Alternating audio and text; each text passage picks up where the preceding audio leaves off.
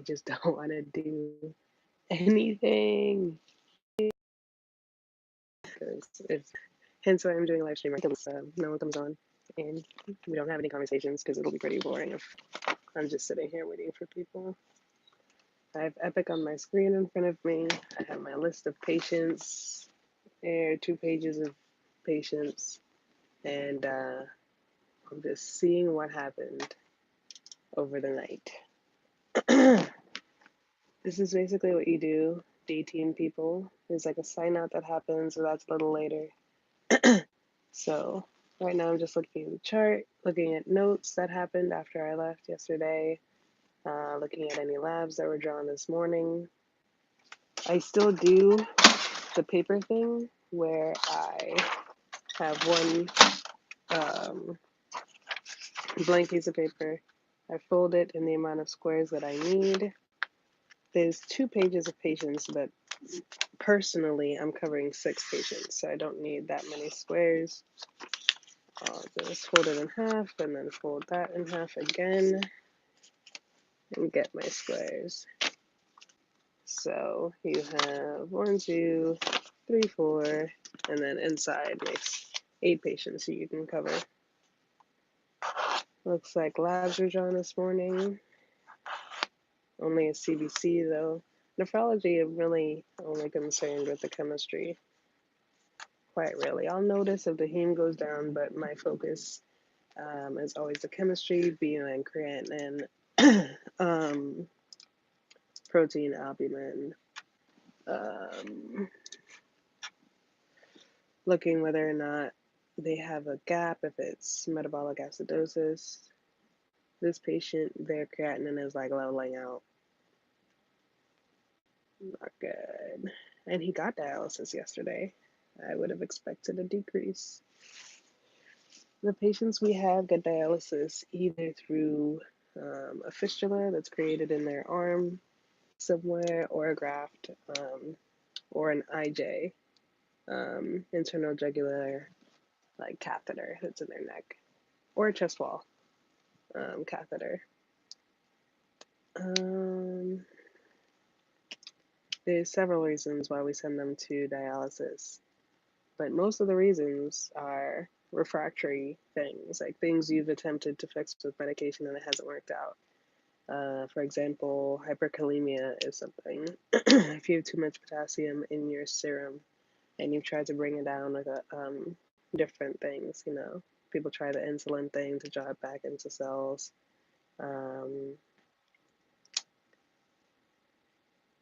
K-exolate, people try, not really anymore, but people try it.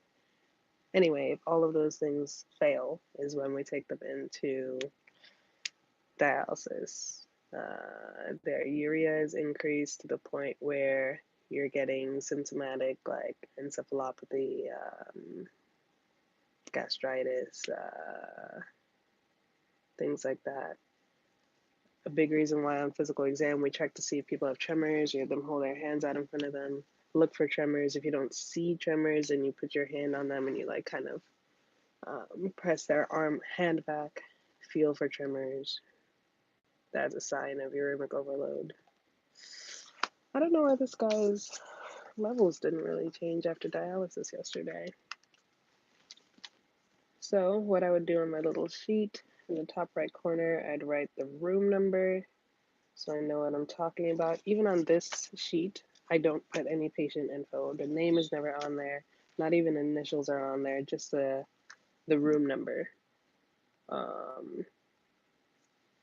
So I'm not going to write down these labs because, these labs are taken before dialysis. So I have no idea the results from dialysis. It's kind of frustrating when labs aren't done very early in the morning. So you come in and you're trying to prepare for the day and you're kind of like, you can't really prepare because there's no results for you to base your treatment off of. Like right now, if someone's like, oh, do you think he needs another round of dialysis or not? I wouldn't have an answer because there's no results post-dialysis. I wouldn't know if it was good for him or if he's the same or anything like that. So many people are anemic. Everyone's anemic. I haven't seen a normal hemoglobin in a long time. But this guy should be leaving soon. Typically, when someone comes in with a need for dialysis, we'll keep him in the hospital for at least 3 rounds of dialysis. Regardless of what else they got going on medically, we keep him in for 3 rounds of dialysis, and then we'll talk about discharge. And discharge isn't just, okay, go home, have a good time.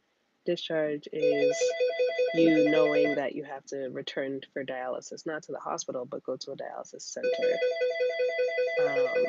So all that has to be figured out while you're in the hospital so that as soon as you are out of the hospital, you have a dialysis center set up and you can go there to continue getting treatment. I don't know why no one's answering the phone. It's not my job.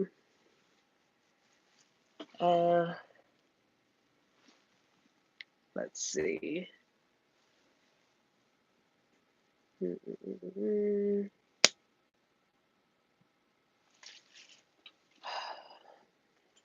Now I'm looking at the nurse's notes from dialysis to see what went down.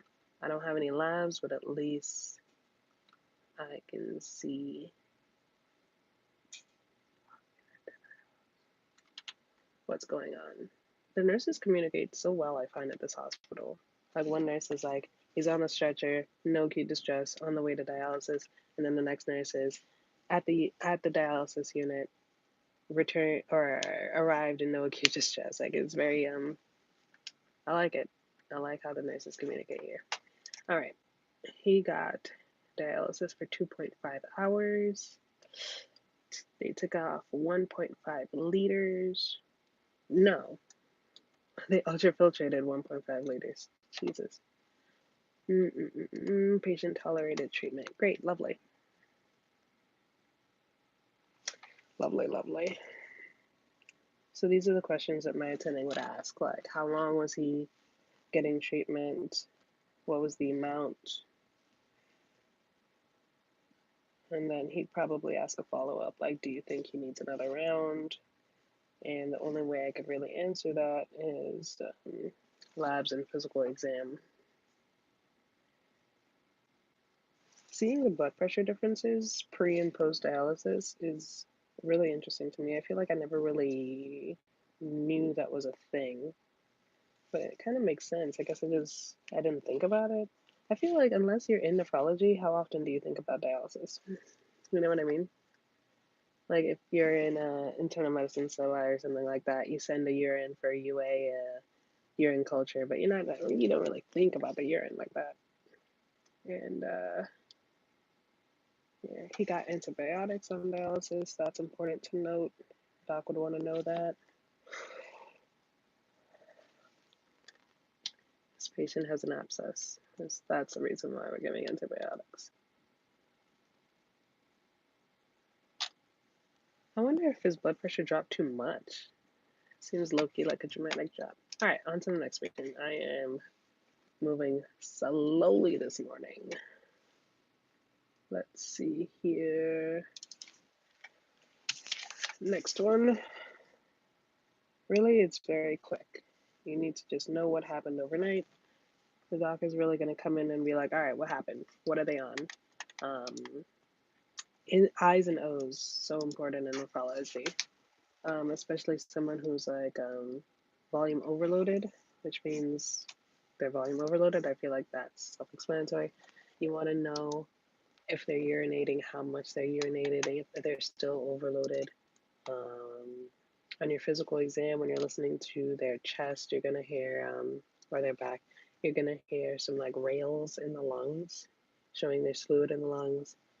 You're gonna see edema. Your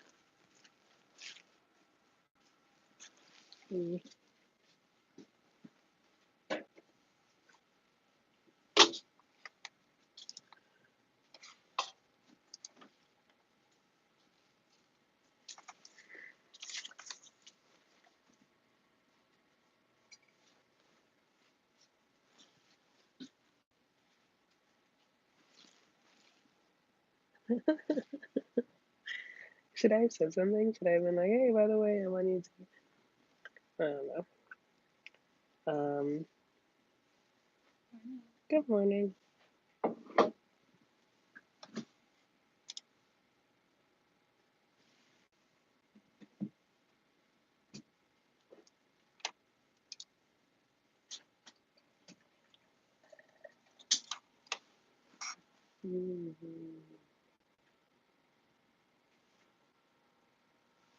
This lady's potassium is so low. And calcium.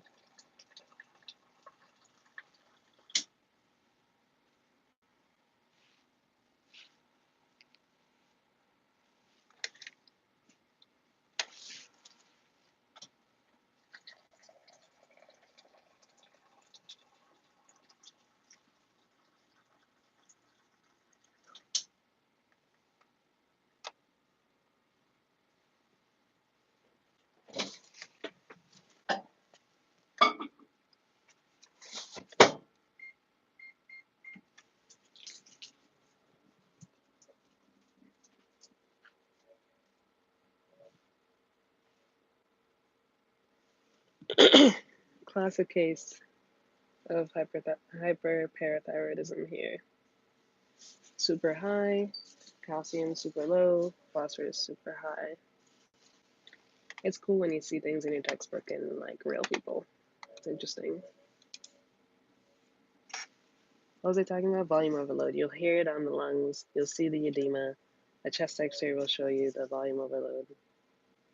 So you want to check the eyes and O's. Her labs are interesting.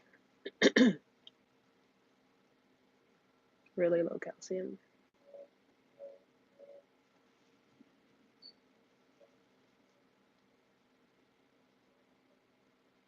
Mm. Dang phone. Oh, she also got dialysis yesterday. I forgot. Oh, yes. She's one of the patients with the chest wall. So she. Oh, the blood pressure differences are interesting here, too. I don't know. Sometimes it goes. Her blood pressure went up. Why is that?